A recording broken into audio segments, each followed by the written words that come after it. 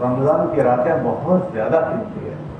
علماء نے لکھا بعض موقعوں کے دن قیمتی، بعض موقعوں کی راتیں قیمتی. اور حج کے دنوں کے متعلق فرمایا حج کے دن قیمتی ہے، اور رمضان کے متعلق فرمایا رمضان کی راتیں قیمتی ہیں. تو ہم کو اللہ نے ایک عمل کی توفیق دی، اور ہماری بھرپور کوشش یہ ہو کہ ہمارا قیام اچھا ہو جائے. اس کے لیے کہ جو کرنے کے اعمال ہے یہاں 10 دن میں، اس میں اپنے آپ کو اگر ہم نے مشغول کیا تو یہ اچھا ہو جائے گا. اچھا ہونے کے لیے یہ کہا جاتا ہے کہ 2 چیزیں وجود میں آ جائے. جو کرنے کی چیزیں ہیں اس میں لگا جائے، اور جو بچنے کی چیزیں ہیں اس سے بچا جائے.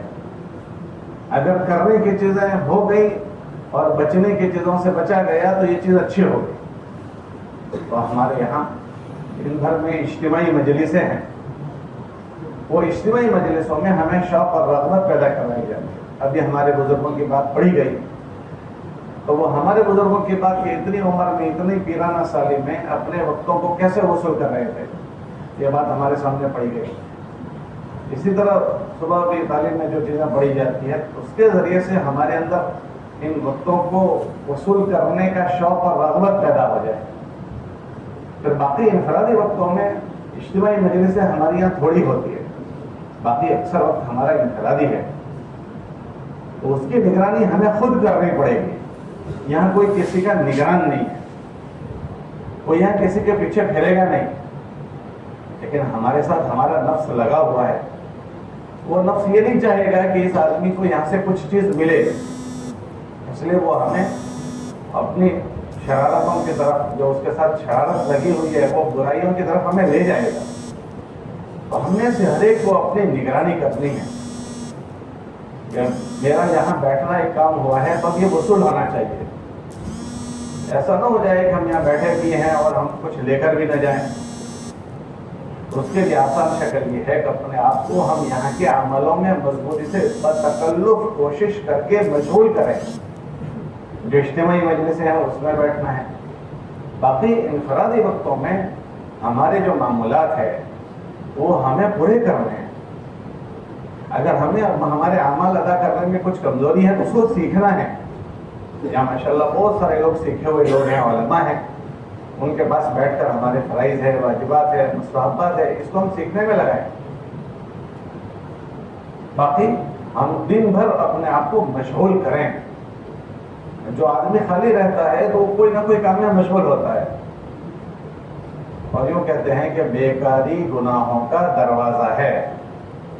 جو آدمی خالی رہے گا وہ گناہ کرے گا، کیونکہ یہاں اعتکاف میں اکثر ایک دوسرے کے پاس بیٹھتے ہیں تو پھر باتیں شروع ہو جاتی ہے. اور ہمارے پاس باتوں میں کیا چیزیں ہیں کہ تیری میری ہوگی، ایران دوران کی ہوگی، غیبت ہوگی. اعتکاف میں رمضان کے آخری عشرے میں پھر غیبت ہو جائے تو اس سے بڑا پاپ اور کیا ہوگا. اس لیے خاص طور سے مجلسوں سے ہمیں اپنے آپ کو محفوظ کرنا ہے. آپس کی مجلسوں سے غیبت کرنا بھی نہیں، غیبت سننا بھی نہیں، دونوں منع ہے. اور یہ اس وقت ہوگا جب ہم نے اپنے آپ کو مشغول کیا ہوگا، تو ہمارے فرائض اچھے سے انتظار کے ساتھ فرائض ادا ہوں. قرآن کی تلاوت کیونکہ اللہ کے کلام کو سننے سے خاص مناسبت ہے تو کثرت سے تلاوت کی جائے. ابھی بڑا تعلیم میں کہ مغرب تراویح کی قرآن تو الگ ہے، مغرب کے بعد سوا پارہ سنتے تھے، پڑھتے تھے، اوابین میں پڑھتے تھے. تو ہم زیادہ سے زیادہ مقدار میں قرآن کی تلاوت کی عادت ڈالیں. یہاں الحمدللہ ہمارے یہاں اعتکاف میں بہت سارے لوگوں کا معمول ہے کہ اپنی تلاوت کثرت سے بڑھا دیتے ہیں. آج دوپہر میں کچھ بچے بیٹھے تھے، میں نے ان سے پوچھا روزانہ کتنا پڑھتے ہو؟ کیا رمضان میں آخری عشرے میں روزانہ ایک قرآن کی نیت کی ہے. میں نے اس کو پوچھا کتنا ہوا؟ آج 21 پارے میرے ہو گئے. تو وصول کرنے والے یہاں بیٹھ کر وصول کر رہے ہیں. پھر دوسرے نے بتایا میں بھی ایک قرآن پڑھتا ہوں آخری عشرے میں. تو اپنے آپ کو ہم جتنا مشغول کر سکیں، اگر مشغول نہیں کریں گے تو بیکاری ہمیں کھا جائے گی. اس لیے ضرور اپنے آپ کو صبح شام کی ہماری تسبیحات، زیادہ سے زیادہ وقت ہمارا تلاوت میں گزرے، ہماری نوافل نہ چھوٹے. اللہ کو اپنی بڑائی سننا اور بولنا بہت پسند ہے. اللہ نے اپنے نبی سے فرمایا تم ہماری بڑائی بولو، وَرَبَّكَ فَكَبِّرْ، تو ہم اللہ کی تسبیح پڑھیں. تیسرا کلمہ اللہ کی تسبیح ہے. تو زیادہ مقدار میں ہمارا یہاں یہ پڑھنا ہو. دن بھر ہم اپنے آپ کو اعمال میں مشغول کریں. اور خاص کر جو ہم بیٹھے ہیں وہ رات میں شب قدر کی تلاش کے لیے بیٹھے ہیں. اللہ کے نبی علیہ السلام کے متعلق کل مولوی صاحب نے اعتکاف کے آداب میں بیان کیا تھا کہ اللہ کے نبی علیہ السلام ان راتوں میں، آخری راتوں میں اکثر جاگتے تھے. ورنہ اللہ کے نبی علیہ السلام کے معمولات میں یہ نہیں ملے گا کہ اللہ کے نبی علیہ السلام سال بھر راتوں کو جاگتے ہوں، ایسا نہیں ملے گا. لیکن اس آخری عشرے میں خود بھی جاگتے تھے، گھر والوں کو بھی جگاتے تھے، کمر کس لیتے تھے. تو ہم کوشش کریں کہ یہ راتیں ہماری ذرا بھی لایانی اور غفلت میں نہ گزرے. ہم تو اسی کے لیے تو بیٹھے ہیں. اور وہ رات جو شروع ہوتی ہے وہ مغرب کے بعد سے شروع ہوتی ہے، غروب کے بعد سے ہی. اکثر ہمارے ذہن میں یہ بات ہوتی ہے تہجد میں عبادت کریں گے اور تہجد میں اللہ سے دعا مانگیں گے. وہ مبارک رات کی شروعات تو مغرب سے ہی ہو جاتی ہے. تو ہماری افطار کے بعد بھی ہم اہتمام کریں کہ اپنے آپ کو یہ رات سمجھ کر اس میں مشغول ہو جائیں. اللہ کا احسان ہے کہ پھر تراویح شروع ہوتی ہے تو 2-2.5 گھنٹے ہمارے اللہ کا کلام سننے میں گزرتے ہیں، پھر صلاۃ و سلام میں گزرتے ہیں، پھر بزرگوں کی باتیں سننے میں گزرتی ہے رات. ایک اچھے خاصی مقدار تو ہماری اعمال میں گزر جاتی ہے. پھر تھوڑی رہ جاتی ہے تو تھوڑی سی ہمت کر لیں. اگر کسی کو آرام کا تقاضا ہے تو آرام کر لیں. باقی ہم ادھر ادھر کی مجلسوں میں نہ بیٹھیں. آخر رات میں اچھے لوگوں کی خوبیوں میں یہ بیان کیا کہ وہ آخر رات میں اللہ سے معافی مانگتے ہیں. تو ہم معافی مانگنے میں اللہ کے سامنے وقت گزاریں. اللہ کے نبی علیہ السلام کے پیر مبارک پر برہم آنے کے جو واقعات ہیں وہ رات کی نمازوں کے ہیں. دن کی نمازیں اللہ کے نبی علیہ السلام مجمع کی رعایت میں مختصر پڑھتے تھے. تو ہم کوشش کریں کہ رات کی ہماری نمازیں لمبی ہو جائیں. اللہ کے نبی علیہ السلام 4 رکعت سے لے کر 12 رکعتوں تک پڑھتے تھے. تو ہم بھی کوشش کریں کہ رمضان کے مہینے میں ہم 12 رکعتیں پڑھیں اور ہماری نمازیں لمبی ہو. جو ہمیں لمبی لمبی صورتیں یاد ہیں وہ پڑھیں. رکوع ہمارا لمبا ہو، سجدہ ہمارا لمبا ہو.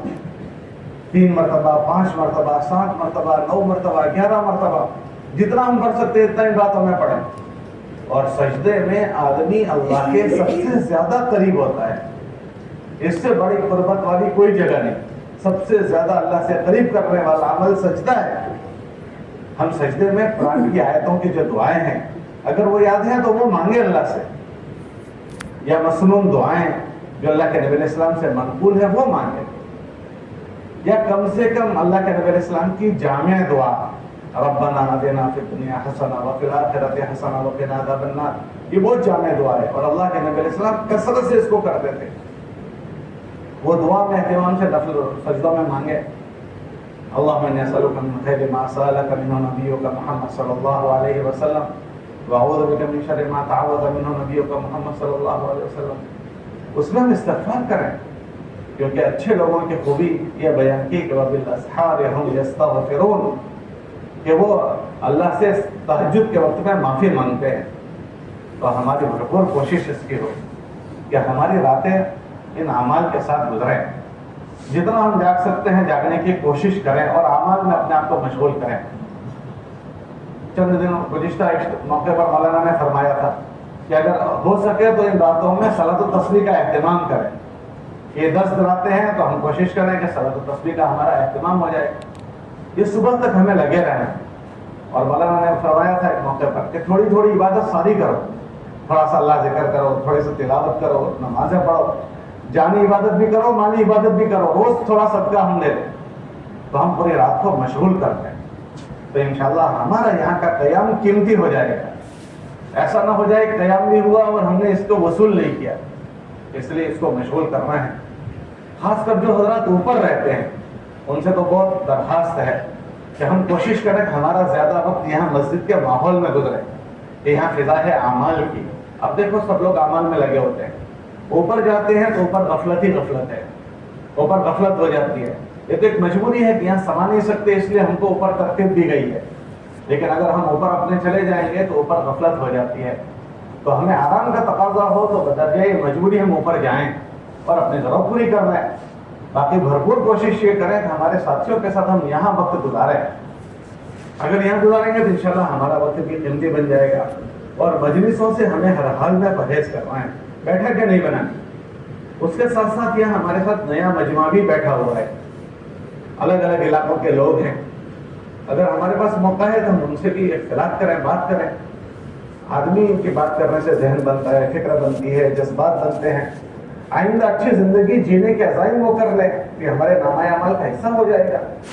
تو ہم نے کہا ہر آدمی ایک دوسرے پر محنت کرے.